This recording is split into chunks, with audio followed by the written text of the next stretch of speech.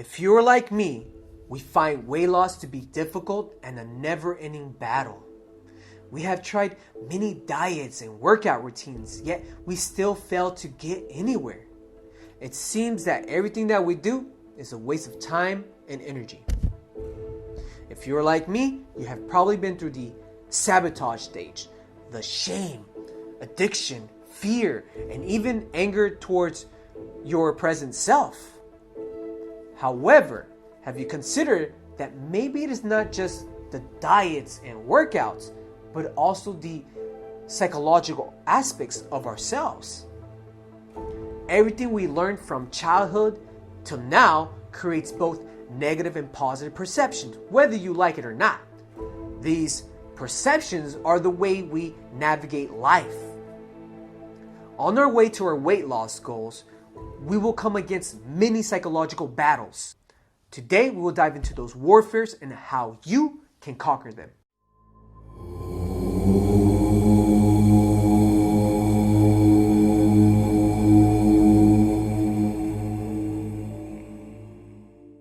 When we start the change process, we are essentially dropping something that we identify with as early as 25 weeks inside our mother's womb.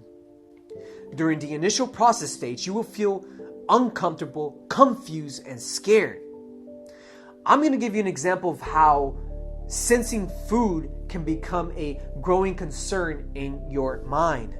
You're on day 4 on another diet and you come across a chocolate donut with rainbow sprinkles on top. And all you can think of is the savory taste and the negative chatter going on and on. But eventually you give in to the temptations and you devour it like nobody's business. But what if I told you that what you are doing is fulfilling a void without you even realizing it? Your sweet tooth might have an association with missing sweetness somewhere in your life. Sweets can be your way to band-aid a wound. Your craving for a donut may also be based on seeking something terrible to get rid of the uncomfortable feeling with this unfamiliar way of being. Even addiction to having a victim mentality can be a reason for giving up your diet plans. During your childhood, you have learned to be a victim to survive loneliness. Staying on medication for diabetes has many perks for you, such as getting taken care of or receiving love from people. And lastly, being overweight represents safety and security.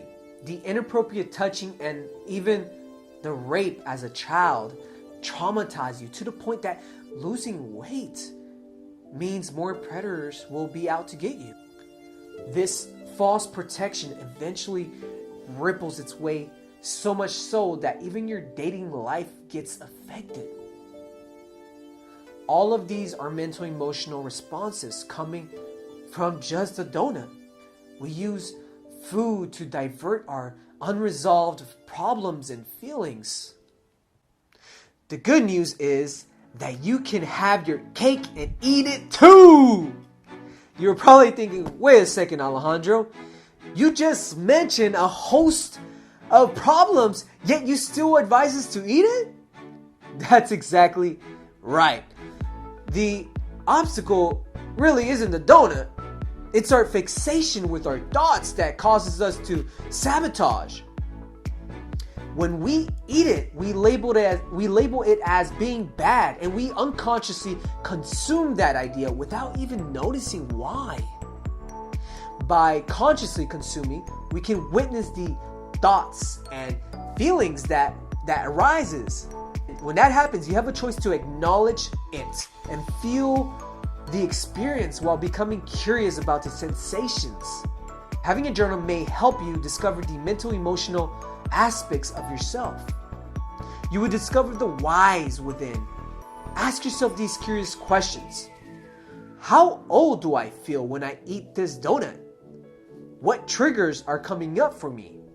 Remember, no judgment should be surrounding your answers. You can also discover yourself through meditation, dancing, and even artwork. Trust me, there's many ways to eat a donut. Your goal is to disempower your reactive programming of the invoking responses. And now I'm going to leave you to self-reflect on your donut. Please comment down what arises in you when you underconsume, overconsume, or failing a diet plan. If you need coaching, feel free to message me so that I can support you on this journey.